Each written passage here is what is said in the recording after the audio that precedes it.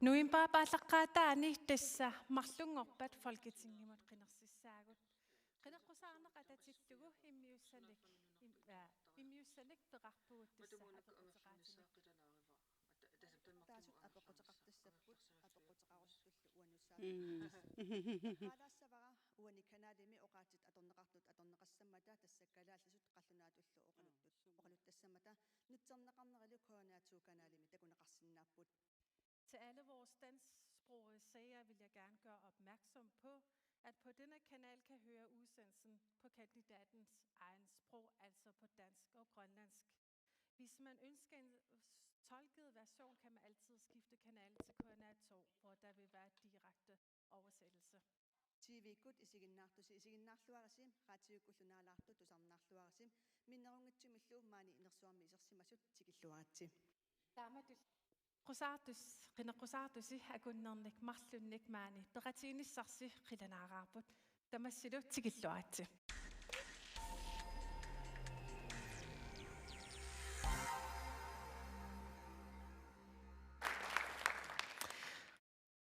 Qineqqusaaneq aallarnerlugu ilangutassiamik takusaqalaassaagut tassaa folketingi poqartussaafi 37 upput taakullu ilamerri ilangutassiami uani suunersut takulaariartigit.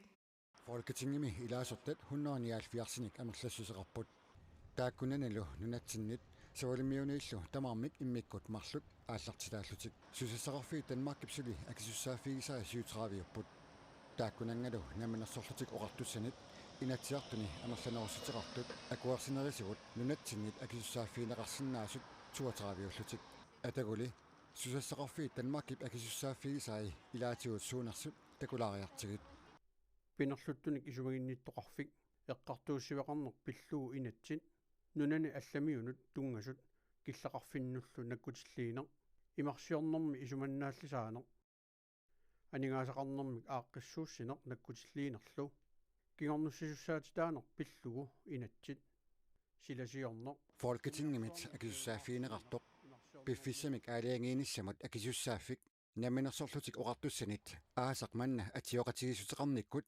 nunatsinnit akisussaafiineqalarpoq taamaasilluni nunatsinni ukiunerani aasaaneranilu nalunaaqutaq inatsisartunit allangortineqarsinnaanissaannut aaliangiivineqarsinnaangorluni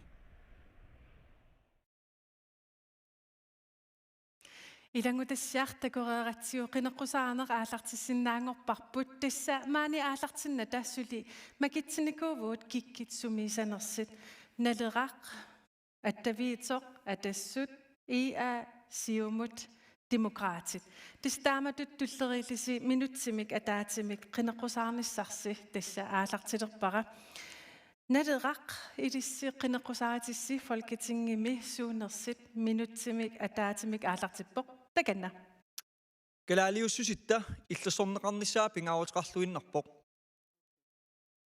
kultuuritsinnut pisinnaatitaaffitsinnullu tungaviugami immikkuullaissum pisinnaatitaaffeqarpugut kalaliugatta iluunu 169-simi illersorneqarpugut inuia kalaallit nukittorsartaaqarpugut kultuurerput kinaasusserpullu aallaavigaluit tamatta atuarisaut pitsangorsaartaaqarpugut Danmarki suleqatialu peqqinnissaqarfik piorsassavarbut ullutsinullu naleqqussarlugu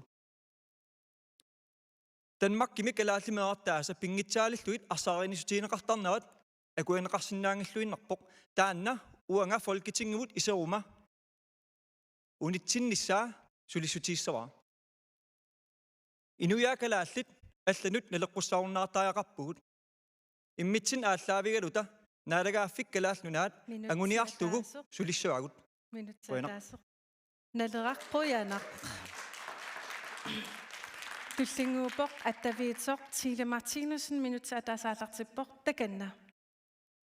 Tak for det. Hvorfor skal man stemme til det her folketingsvalg? Fiskere og fanger kommer til at mærke krisen, som er kommet af Ukrainekrigen. Der er ingen af de andre etablerede partier, der har taget den her diskussion. Da vi sagde, hvad sker der op på Thulebasen i forhold til bærbare A-kraftanlæg, i forhold til en eventuel oprustning? Vi tog ikke engang stilling, vi lagde bare op til debat. I internationale aviser blev vi citeret, men der var ikke nogen debat her. Vi har brug for folketingsmedlemmer, som er vågne, ikke kun omkring selvstændighed og identitet, men som også ønsker at samarbejde. Spørg dig selv, hvis du bor i en bygd, er det blevet bedre af, at du har stemt, som du plejer at gøre? Stem nyt og stem helt uafhængigt af, når der gør susut og Inatsisartuts interesser, sådan så vi kan komme igennem krisen sammen. Du synger bort, at det er sødt, Arnangwar Jeremiasen, minutter, der er så til bort, det kender. Rønner. At det som med Folketinget må sætte punkt, begynde til at fippe agrikumallo. Kudarene rettinger, besinnaser, der meget, at det synger, sugadaren ting til. At det som med Folketinget må sætte punkt, sikkert du noget som bindegat til sig, der er rammet. Kingavatsit ting at den løsimasit, tokutsimasilli, sikkert du noget som ikke bindegat til negaterit tæpput, ammade, et ringasit, binderslit duslu, andet dem, der nikut, ikke sådan negaterit tæslut. Når der er frætingen ned, i dag næringen noget som ikke, at den er rappunget. Som ikke er der det ned, nu er fimme, ikke fimme, avannani, rækkani, gujadani, du nu med det. Der mætter kunge raffe i dag, at det kan næringen ned, så er rappun. At det er sødt liberale og give fanget som bingat til sig. Minutter, der er jo bud, at det er sødt. Dessa er det sødt.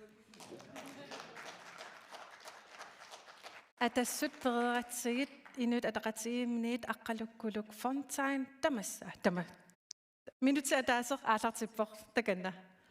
Altså så kan nok sagt i New York, og at rappunga akkalukkuluk fontegn, i nødt at ret sige, du nu lærer til ulu Folketinget mod grinniga sænger tippunga, at slet magtluk om netten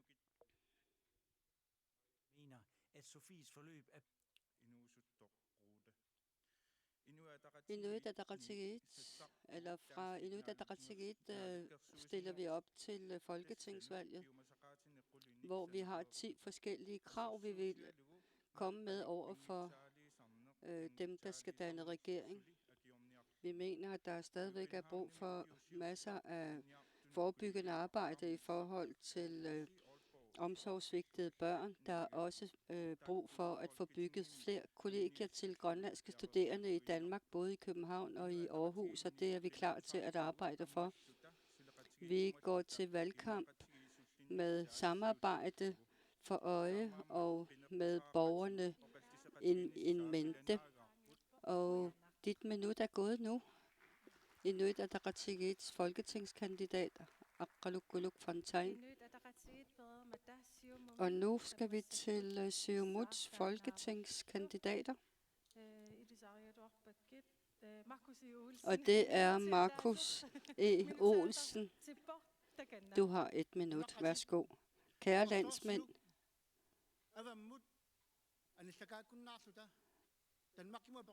Altså, det handler om, at vi skal holde op med at spørge Danmark. Det handler om, at vi skal have de 32 statslige områder hjem til Grønland. Og det skal vi altså opnå. Det er på tide. Fordi vi her i Grønland skal hjælpe hinanden, i stedet for at forhindre hinanden i at udføre noget arbejde. Vi har brug for alle hænder. Det er tiden er forpasset i forhold til, at vi skal forhindre hinanden i at opnå større ting. Vi bør løfte og forsvare og beskytte hinanden. Og det handler både vores sprog og vores kultur og vores værdier. Så vi mener, at vi bliver nødt til at konstatere, at Grønland godt selv kan. Tak til Siumut-kandidaten for minuttet. Og nu er det fra Demokratiet, Anna Wangenheim. 1 minut, værsgo. Tak. Vi er 2, der stiller op til folketingsvalget fra Demokratiet, Justus Hansen og jeg, Anna Wangenheim. Vi bliver nødt til at styrke de forskellige sagsområder, vi har herhjemme. Vi vil ikke tage til Folketinget for at stille Grønland svagere eller mere svag. Vi ved alle sammen, at vi har nået frustrerende status, og vi er i demokratiet helt klar og parat til at have vores historie med, når vi kommer i Folketinget. Det handler om retsvæsenet, politiet, anstaltsområdet, og det er sådan nogle ting, vi bliver nødt til at evaluere, så vi kan få det på styrket de her områder. Især så mener vi også, at vi skal eliminere de forskellige lovgivninger. Der er en forhindring og barriere for vores arbejde her i Grønland. Så næste gang, dit minut er gået.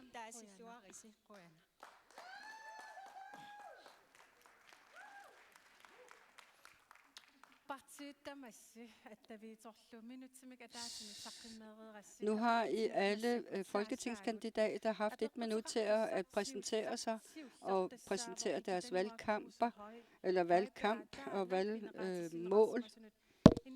Og så har vi et spørgsmål. Siden vores udvindingstillæg har det gjort, at der har været markant større ansøgning til udvindingstillæg. Der sagde ikke, der var Kruse Højberg. Tässä masakut pinarluttunerener suliaqartut aamman politieqar finniasinngittu suliaqartuusu pitsaanerusumik akissarsiaqartinneqalissapput kisiaqanurillugu taannaanguniarpisiut.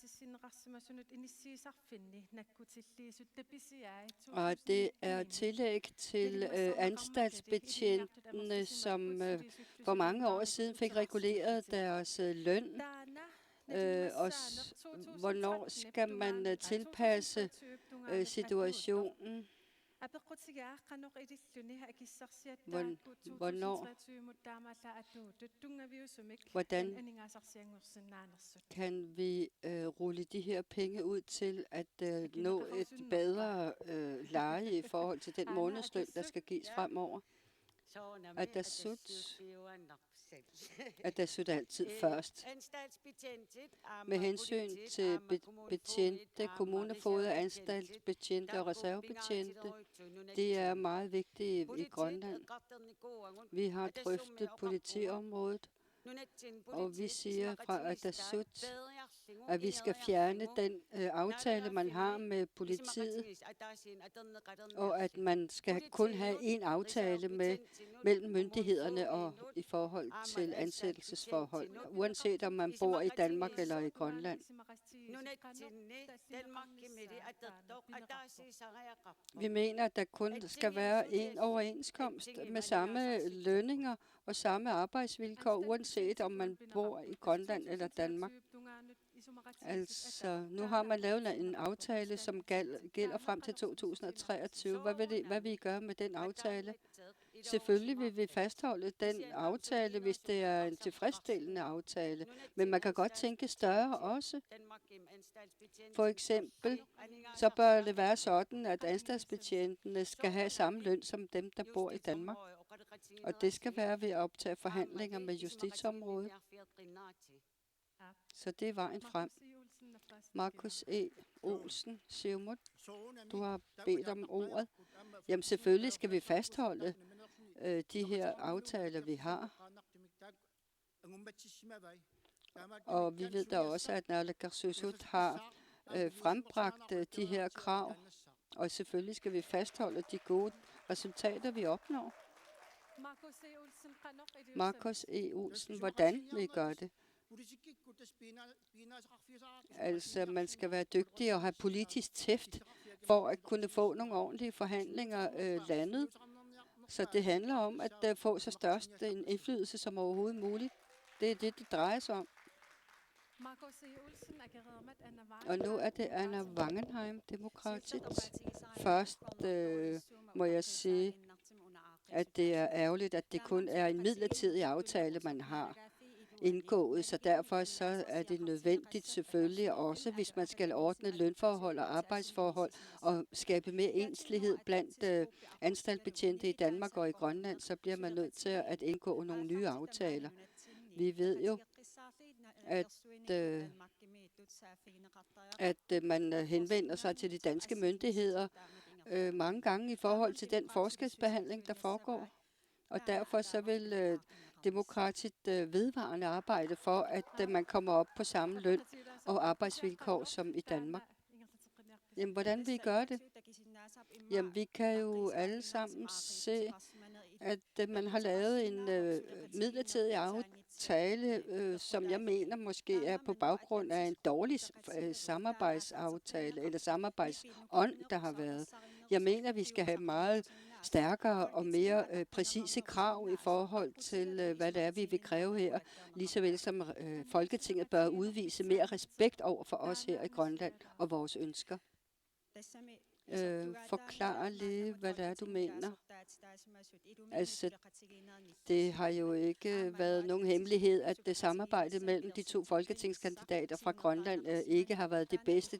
Der har været meget kold luft, og det mener vi er ærgerligt. Vi mener, vi skal genarbejde eller genindføre samarbejde i de nordatlantiske mandater, eller blandt de nordatlantiske mandater, og i det mindste, så kan vi jo håbe på, at de to folketingskandidater, der bliver valgt fra Grønland, kan samarbejde. Det kan vi ikke komme udenom. Er det ikke nemt? Er det ikke bare for nemt at pege på og kritisere andre? Jamen, det mener jeg ikke. Fordi uanset hvad, så har vi jo set, at det kan bære frugt, at man har et godt samarbejde. Ligesåvel som vi også gør det på samme måde i Inatsisartut.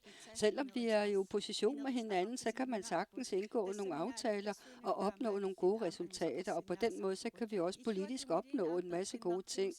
Og jeg synes også, at det er sundt at kunne være i opposition, lige så vel som det er sundt at forsøge at gøre, hvad man kan for at få de forskellige meninger til at mødes og gå op i en højere enhed. Tak til Anna Wangenheim, Demokratisk.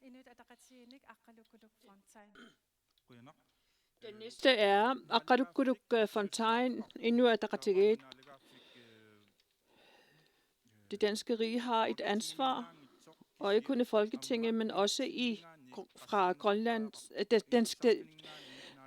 Staten skal presses fra Grønlands side, så vi samarbejder sammen, hvor vi skal genstarte de forhandlinger, der er gået i stå, og sikre også, at der i det rette udvalg i Folketinget og så bliver forståelse for forholdene i Grønland. Det her drejer sig om anstaltsbetjente, politiet og fængselsbetjente, de er jo med i forhandling med hensyn til at forhøje politiets løn og anstaltsbetjentens løn, der også skal hæves op. Den aftale, der stopper i 2003, det er jo gået i stå, de forhandlinger der. Det vedrører Grønland, Inatsisartut og den grønlandske regering med hensyn til at lave en aftale, skal vi presse dem. De ting, vi er nødt til at komme over, de ting, som er... Altså de udvalg, der er med og synes det, som dem skal vi presse. Hvordan vil vi prikke til dem? Hvordan vil vi presse det? Ved at tale dem. Vi havde en dialog med dem. At politik er jo dialog og samarbejde.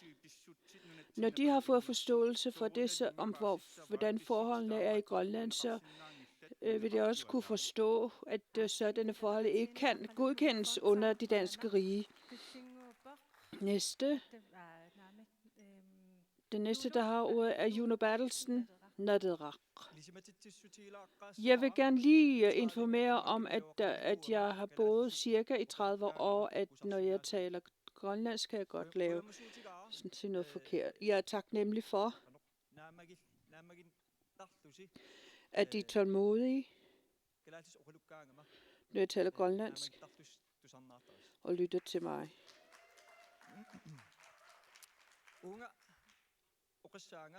Jeg vil sige her til dette emne, at forskelsbehandlingen ender her. Hvor mange århundreder har de danske folk og det grønlandske folk ikke været lige? Det her er et soleklart eksempel. Vi skal sikre det ved at lave oplysningsarbejde angående grundloven. De danske folk skal forstå, at vi ikke er lige med hensyn til dem, der er anstaltsbetjente og dem, der er ansat i kriminalforsorgen. Deres løn skal ændres. Hvordan vil jeg arbejde for det? Jeg sagde lige før, at det gør vi via oplysning. Selvstyreloven følges ikke. Der står her, at Grønland og Danmark har en aftale om, at de skal være lige, men vi er ikke lige. Med hensyn til oplysning, kan lønnen hæves derved? Vil helt sikkert, hvis vi sikrer, at politisk, at det ansvarsområde, som Danmark stadigvæk har, det der være oplysninger, vil arbejde med det og slås hårdt for det. Tak til Juno Bertelsen. Og Tille Martinussen, som er uafhængig. Sivlom og Rosebunger Dama, der okrangen. I der i det nært nærmere sidste kan der så reducere på det der var en klassengit så der med erfaring fra når jeg bliver så i nakbunger i med du reduner folketinget med at du sænge der på at sagt så det sin næste meget spiser jeg ret til på så det sådan dunger til slut der var når du sagde til en rutine sænge der og i forhold til lige løn for lige arbejde, i forhold til bedre vilkår. Og det var så betjerne russet. Uane binder der sit til med når gå til flere så rafim så du spinner på. Den må give mig sådan hvor rafluta. Så der er en som bliver med så rafluta var amma. Så det er at synge man kan der rafter jeg rafter. Men som skal være en del af en jeg kan der rafter jeg rafter. Hvordan vil du gøre det? Til Martinus Ranøsiong Nærben. Folketinget med Isisagutta Dava. Hvis I der rakpunget partierne synge til noget med du kan så der. Så var det mere med at griner til det at så det er ret gå vi tager løg nok som Amadu Folketinget at der til mister det at der kunne gøre Amma at der til hjertet og nogle gode ord og ret vi tager når så det ret godt og når man også så det vi så beviser unge så der man klar og karton beviser unge så på unge og kunne så sådan vi er i dag Aningas og ret så finde noget til noget der er klar sådan uniko Tille Martinussen. Vi kan blot sige, at med hensyn til anstaltsbetjente i kriminalforsorgen, så er jeg meget enig i det angående. Dorthie Reimer Johansen vil spørge. Lars Jørgen Kleist har et spørgsmål. Tak. Folkeret, som er noget, som når vi kigger på Grønland med hensyn til det, ifølge grundloven og med hensyn til råstofloven, så er det ifølge selvstyreloven noget, altså at vi kan fjerne råstoffer og tjene penge på. Med hensyn til det, der sker i Europa, så er der i krigen fra den russiske side begrænsninger for olie og i Europa mangler de råstoffer. Vi har masser af råstoffer i Grønland. Skal vi ikke hjælpe vores medborgere, vores globale medborgere? Er det ikke noget, der kan forhandles med Danmark? Det er sangående. Det er det, jeg gerne vil spørge om. Er det forståeligt? Ja, endnu er det ret. Tak for spørgsmålet, men med hensyn til råstofudvinding, så er det et stykke arbejde, der skal gøres i Inatsisartut. Selvfølgelig kan folketingsmedlemmerne deltage, hvis man rækker hånden ud til dem med henblik på et samarbejde. Men Inatsisartut og den grønlandske regering har jo ansvarsområdet desangående, og det vil nok kunne svare bedre. Tusind tak for spørgsmålet. Fra Adassuts side, der er en af vores budskaber i forbindelse med folketingsvalget, at selvstyreloven skal genforhandles. Den er ikke up to date, og herunder sundhedsvæsenet, men også indholdet selv med hensyn. For eksempel råstofloven, krav, samt andre sager, som skal genforhandles. Ved sidste Inatsisartut-valg, da Inuit blev sagde befolkningen, at de siger nej til uran, men fra Adassuts side understregede vi at lade befolkningen gå til valg om, hvordan vi vil bruge vores råstoffer. Men der var ikke nogen, der ville høre på det. Det er på tide nu, at selvom det er Inatsisartuts opgave at spørge om det over for befolkningen. Vi snakker om det skal lige erindre om, at det er Folketinget, vi taler om. Tile Martinussen, du har også ret godt i hvert fald. Siultarmik, Inatsisartut,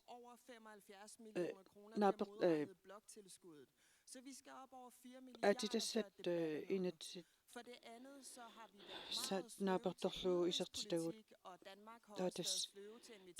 Danmark og sidde med ved bordet. Du har jo klart mange der gadaluna qaqqussallu soornam gadaluna isumaqatiginniniarnit isiaqa taasussaavu nummer 4 vi er nødt til at styrke sisamaan immitsinnut nadafaqatiginnerta aqutialu nukittorsortariaqarpu taamaasilluta aama nadagaaffissuukiinar Rusland taamaasilluta aama akiorsinnaassallugit soornam amtaamaariorsinnaamme kisiani ukiuntulluutun sisamani nadagaaffaqati iluanni qanimut suleqatiilluinnartariaqapu oqarluta Danmarki uani kivitsoqarnissaat pisaaqat kisianaam piumasaqaataavoq kisia kadalluna unittoqqavo Tile Martinussen tamattumani suleqatiinissarpinga pingitsoorani pisariaqarpu nukittussartaarpu tamatumunakkun tak til Tile Martinussen, Anna Wangerheim, Demokrati. Tak for spørgsmål, som er meget interessant. Og jeg er grundlæggende enig med dig. Der er rigdomme i Grønland med hensyn til råstofområdet, som vi også kan eksportere til udlandet. Vi har ellers massivt store muligheder, men det er blevet ændret politisk, da penge, som kan være til gavn for Grønland, ikke bliver til gavn. I fremtiden skal man uanset hvilket parti vi er i, eller en planlægning, så vil jeg så sige, at en af vores opgaver i Folketinget er, at vores interessen for Grønland er markant stigende, og der er med hensyn til forskning, hvor vi kan brænde os. Når demokraterne kommer ind i Folketinget, vil vi åbne for forskere fra udlandet, sådan med henblik på at bane vej for erhvervsudvikling. Det vil så også gavne landskassen, så vi kan forsørge os selv og tage medansvar og få bane vej for det. Tak, Anna Wangenheim, Demokratit. Markus E. Olsen, Simon. Altså Grønlands ressourcer og mineraler. Alle ressourcer skal benyttes til vores egen gavn. Det er jo altså et spørgsmål, der vedrører Inatsisartut. Måske kan vi indgå en eller anden aftale i Inatsisartut i forhold til, hvordan og hvorledes vi kan gøre fremadrettet. Fordi nu er der jo altså med hensyn til verdenssituationen pres på energierne og på brændstof. Måske kan man indgå en ny aftale i forhold til, at den gavn og den indtægt, vi kan få fra råstofferne, skal tilfalde Grønland i større grad. Juno Bertelsen, Naderak. Altså med hensyn til det område, det er jo Naalakkersuisut og Inatsisartut, der passer på den. Men altså, vi vil gerne arbejde for, at vi ikke bliver begrænset fra Folketingets side.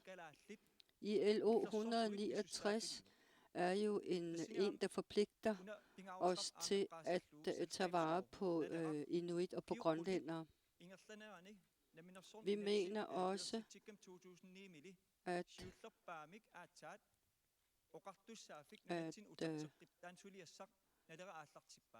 altså det var tilbage efter 2009, efter vi fik selvstyreloven, at Naleraq var med i Naalakkersuisut-koalitionen og arbejdede for at hjemtage et bestemt område. Og det er det, jeg gerne vil kæmpe for i Folketinget, at vi får nogle gode aftaler med hensyn til hjemtagelse af områder. Nu skal vi se et videoindspilning. Det er Karl Erik Carlsen, der rejser et spørgsmål. Hvilket parti vil arbejde for, at Folketinget giver bevillinger til Grønland, især i forhold til oplysningskampagne, især i forhold til at lave en stor oplysningskampagne om Grønland i Danmark? Altså, hvilken kandidat vil arbejde for, at man i Danmark skal have en bedre og mere effektiv oplysningskampagne om Grønland? Tilly Martinussen. Namenersom pillu inatti maisnau qikillersuisu assiingittutikut kisianni uagut isumaqarpungu tassa nunatsin aningaasali sutissat amerlanerusut pisarsiarisinnaasariaqaraluarigut tassa uagut aamma folketingemi ujaarlerusinnaagaluarpungut soorlu EU tungaatigut nutaanik isumaqatiissusiornissamut ассерсуутингалугу талиттарфинни тунгассуут сулиассалеруиссуит кисалу аама пеққиннисақарфик тассааву аама ангерлаассереерсимасо тасса апеққутигинеқарту тассааву танмаккими калаалли нунаа пиллугу паасититсиниааниссақ таанна пиллууқану исмақарпу тасса уау исмақарпугу питсаанерпаақ пааситсиниутигиниангарпу тассаавоқ эққумииттулиортатта аллатигуллу сулиақарту такутитсисарнерат апеқ тасса исмаарпунга таанна ааллутиллуааннассагалуариппут соорналими атуарфеқарфини меққатуарфиини аннертунерусумики атуартитсисоқарсинаангалуарпу калаатнунаа кисиа тасса танмаккими анигаасақарнерма инатси аққутигалугу таманна пивиусунгортинниарнеқартариақарпоқ тасса соорналими танмакки аама аннертунерусумик акилеқатаасиннаангалуарпу иммитсини илисарисмасақалаарнеруниссарпут тассиунертаралугу таумассаккут og nu er det Arnanguaq Atassut. Det klare svar er, det er os som grønlændere, der skal stå for oplysningskampagnen, fordi det er os, der respekterer vores sprog og vores kultur og vores identitet. Selvfølgelig skal vi være dygtigere til at reklamere for os selv i forhold til, hvem vi er.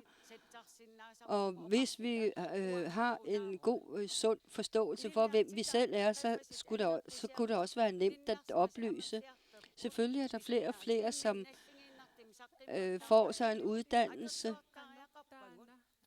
Altså nu var det jo noget med oplysningskampagner og bevillinger.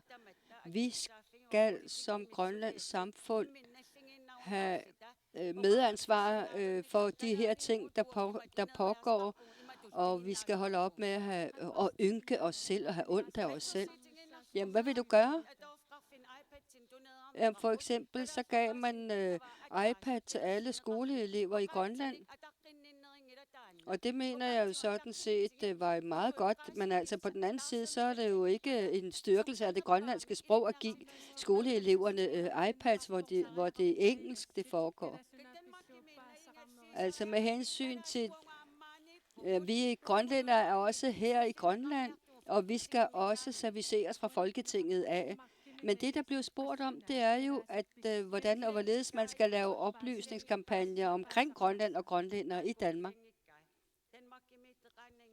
Jamen, det er det, jeg siger, at vi grønlændere blot ikke bor i Grønland og i Danmark. Vi bor over hele verden, og det, der er vigtigt for os, det er at stå frem og sige, her er vi, se hvor stærke vi er. Anna Wangenheim, Demokrati. Altså principielt mener vi jo, at når der er så mange grønlændere, der bor i Danmark, så er det yderst nødvendigt, at de danske også har et indblik, og også ret til at få indblik i, hvad Grønland og Grønlands sprog og historie og kultur er. Og man kunne godt forestille sig, at man kunne undervise i folkeskolen også i forhold til, hvad det er, Grønland er for en størrelse. Og det vil også udvise en vis form for respekt over for os.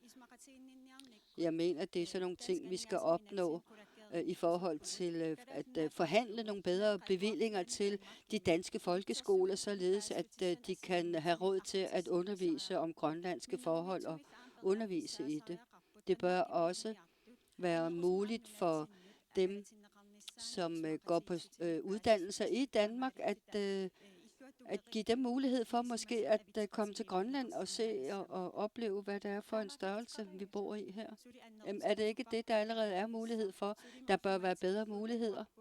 Og vi har jo set, at de grønlandske børn, som bor i Danmark, jamen de får jo ikke altid en behandling, som tåler dagens lys, og der er ikke ligeværdighed, når vi tænker på børnene. Juno Bertelsen, Nalarak. Jeg vil godt lige tilbage. Jeg synes, det er vigtigt at sige, at oplysningskampagner er utrolig vigtige. Vi kan jo se og bruge det her eksempel. Altså, hvor vi må konstatere, at danskerne overhovedet ikke kender noget til de rettigheder, som vi har som grønlændere. Det er kun Nalarak, som går til valgkamp på, at vi skal kæmpe for at få respekt for vores identitet og vores kultur som grønlændere. Vi vil gerne anerkendes, og det er det, vi går til folketingsvalg på. Vi mener, at det både er en sag, vi skal have bragt i orden her i Grønland, men også i Danmark. Det handler om, at vi skal have stoppet for eksempel tvangsfjernelse af grønlandske børn fra deres familier i Danmark. Og det er jo blevet sagt, at ILO 169, som jo er oprindelige folks største beskytter, og som Danmark selvfølgelig har vedkendt sig.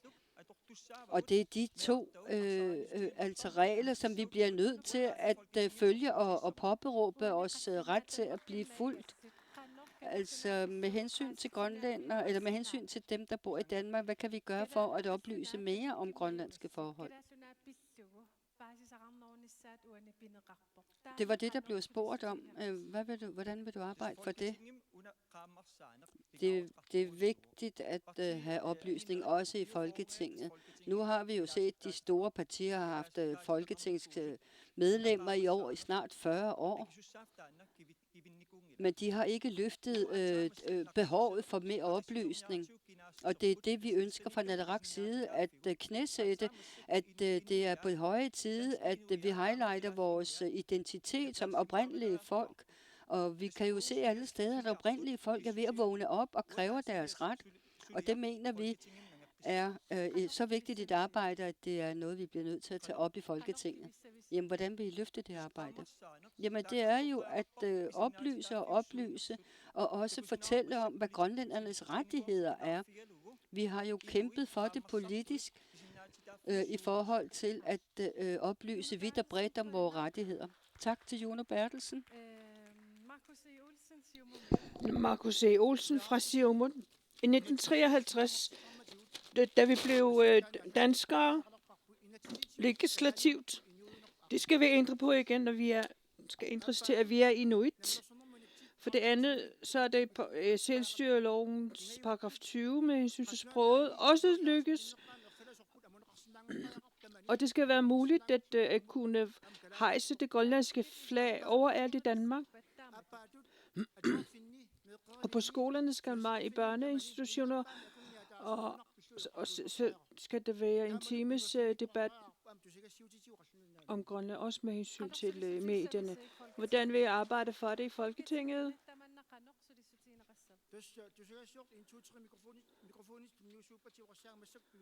Når journalisterne giver os, så skal der altså være debat om Grønland i en time.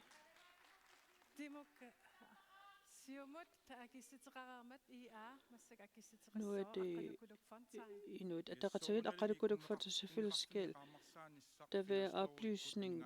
Så skal oplysning i kongeriget bevilges fra folk eller fra finansloven.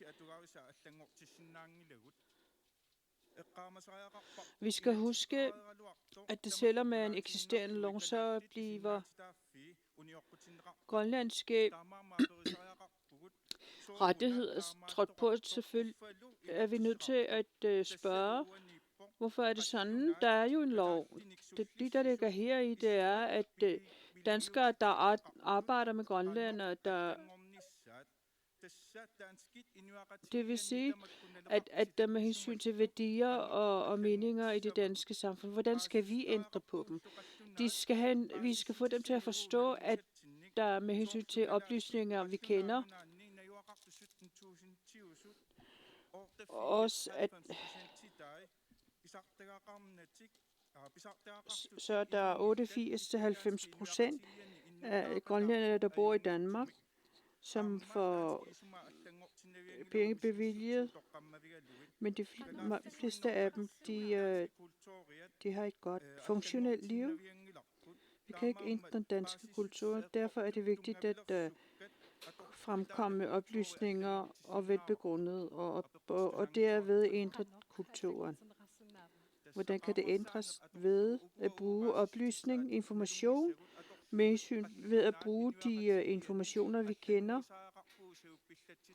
sådan at vi kommer med noget information, så der bare, fordi den viden, det allerede har, det skal ændres, fordi de har for lidt viden om Grønland. Der er jo også tale om penge. Jeg sagde i starten, at der via finansloven skal bevilges penge til det.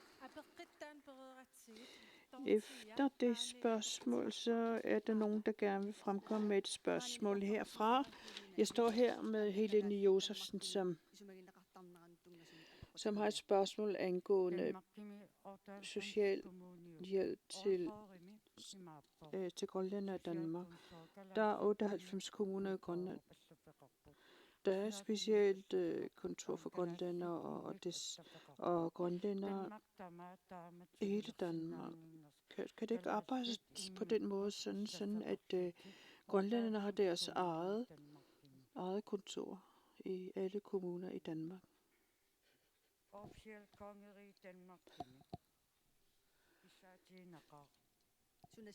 Det er meget ønskeligt. Hvad er ved formålet? Sådan at alle grønlændere, der flytter til Danmark, lever i tryghed. Vil det sige, at grønlændere skal arbejdes for, specielt sådan er det i Aalborg. Samtlige 98 kommuner. Kan det ikke arbejdes for det? Der er et stort behov.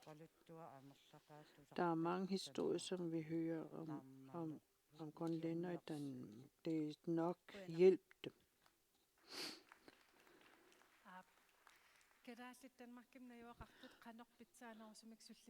Hvordan kan man servicere grønlændere, der bor i Danmark, bedre i Danmark? Tusind tak for dit spørgsmål, først og fremmest. Vi fra Inuit Ataqatigiit mener, at de kræfter, der kan bruges i Danmark, kan bruges.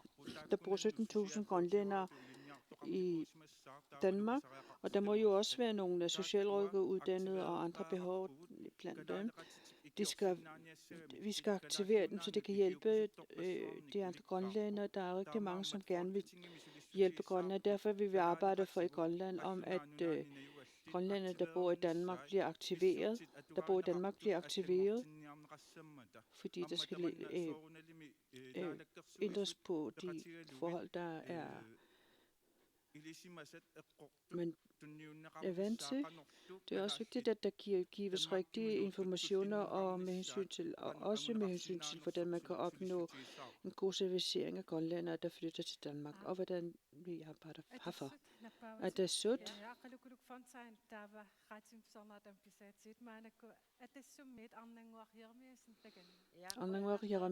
det er sødt, og tak for spørgsmålet, som kommer meget tit og ofte op i nærværende valgkamp.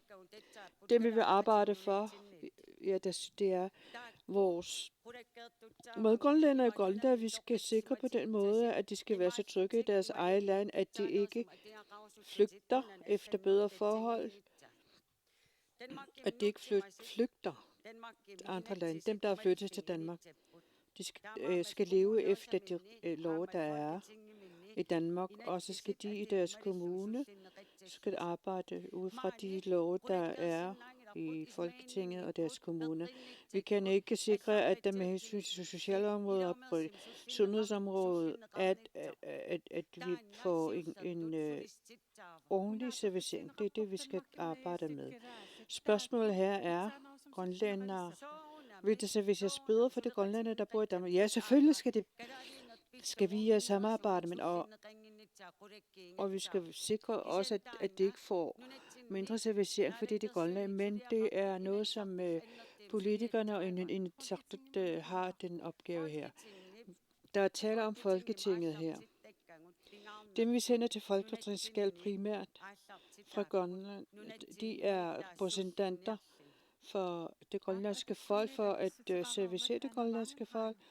Så går vi videre til Anna Wangenhavn. Tusind tak for et meget interessant spørgsmål. Jeg mener, at folketingsmedlemmerne også udover at arbejde for det grønlandske folk, også skal arbejde for dem, der er flyttet til Danmark. Vi ved ikke rigtigt, hvad de 300 mennesker har som grundlæggende, der flytter. Altså det er dem, der flytter årligt. Det der er vigtigt, er, at de grønlandske huse skal styrkes, fordi de også skal slås for de svage. En af de ting, der skal arbejde for, det er, at vi har været en koloni, så det bliver der taget meget op, at der skal være en mere afklarende arbejde om dem, der arbejder dysfunktionelt, eller dem, der har dysfunktionelle forhold. Der vil jeg sige tak til Siumut. Der er sket mange ting, som er sket under kolonitiden, som skal afdækkes. Og det er også dem, der er med til at stemple grønlænderne. Og hvis forholdet skal være bedre, og vi skal forsones, så er det vigtigt, at vi sikrer de ting, der skal afklares, sådan at de grønlændere, der er i Danmark, også får en service. Du nævnte grønlænder hos jer. Hvad kan det gøres der? Jeg synes, at det skal vurderes om, hvorvidt de bliver brugt til det, de skal bruges til. Der skal afklares, om der er bevillinger nok, eller om det skal være mere. Det skal vi nøje vurdere. Behovet ser ud til at øges, og det er noget, som vi skal forhandle med sammen med det danske ministerium. Nu er det Tille Martinussen, løsgænger. Ja, tak for det. Ja, Rønner. Jeg mener ikke, at vi behøver at udrede noget som helst. Исумақарпунга qulaajaaqqaartariaqanngittungut tassa nalunarusiarparparuissuit takoreerpagut kalaallit talmakkimnuuttartusuna tungavigisarneraat tassa nalungilangut ilaatigut ilaquttamin innarluutseqartoqar toqaraangat imalunniit nappaammik sakkortuuma eqqugaanikku imalunni allatigut ikiortissarsior tariaqarluti allatut pisortaningaani ikiorneqartariaqarlut nuuttarput kisiani tässä talmakkimnuuttoqaraangat imaangilaq tikilluaqqusineq imaaginnavittartoq tässä ikiuutit assigiingittut aqutigineqarsinnaasut pioreertangillat taamaattumik ajornartorsiutsit nuuttaat aamma takkussuussinnaasarput kisiani tässä kalaallinunani akissaqartingilarput innuttaaqaterpassuat talmakkima allamunuunnissaat taamaattumik isumaqarpunga Folketinget med idaasorta titatta pissussaafigisariaqaraat qanoq aaqqinissaq imalunniit suliasatungaatiнгусутигут идиортоqarsinnaanersoq kisianiaama nalungilarput qallunaarpassuit tanskerpassuit aamma kalaallunaat attuumassutiartun ilismasaqartut naak inupparparuissui ilismasakittuaarsuusut kisianni aamma isumaqarpunga pingaaruteqartu kalaalli ingerlalluartun ittarsaatissallutingit ajornartorsiuteqartu kisima kalaaliungilla kisianiaama tassa ingerlalluartun nunaqqateqarpungut Markus E. Olsen Siumut, tak for spørgsmålet. Det er en rigtig god idé at få en grønlandsk afdeling i alle kommunale kommunekontorerne. Altså, det kan jo ikke være rigtigt, at de mennesker, der kommer fra verdens største ø, skal have den værste behandling fra et af de mindste stater, der findes på kloden. Så derfor så mener jeg, at vi mangler at udvise respekt fra myndighedernes side over for de grønlandske klienter, der er i Danmark. Og derudover så ved vi jo også, at der er mange andre anderledes behov også hos grønlænderne, der bor i Danmark. Altså, hvordan kan man opnå, at grønlændere får en bedre servicering i de danske kommuner? Altså, jeg mener, at man skal indlede forhandlinger med kommunernes landsforening i Danmark. Altså, man kunne jo have et endags forsøg, og man kunne hejse det grønlandske flag for ligesom at annoncere vidt og bredt om, at vi prøver det her. Det bør være muligt. Tak til Markus E. Olsen, og nu er det fra Nalerak, Jono Bertelsen. Jeg vil gerne tilbage til det, vi talte om tidligere, nemlig at vi skal have anerkendt vores rettigheder som grønlændere. Vi går til folketingsvalg på, at vi skal have en grønlandsliste, en liste, der viser, hvem der er efterkommere inuit, og hvem der ikke er det. For i dag kan vi ikke skelne imellem, hvem der er grønlænder og hvem der ikke er. Jeg mener, vi bliver nødt til at hive fat i den rettighed og den lovlige rettighed, der er i ILO 169 i forhold til vores identitet, sprog og kultur. Altså, nu har jeg også selv arbejdet i Danmark, og forskellige steder har jeg ofte oplevet, at man får en anden behandling. Man bliver ofte diskrimineret, fordi man ikke er dansker.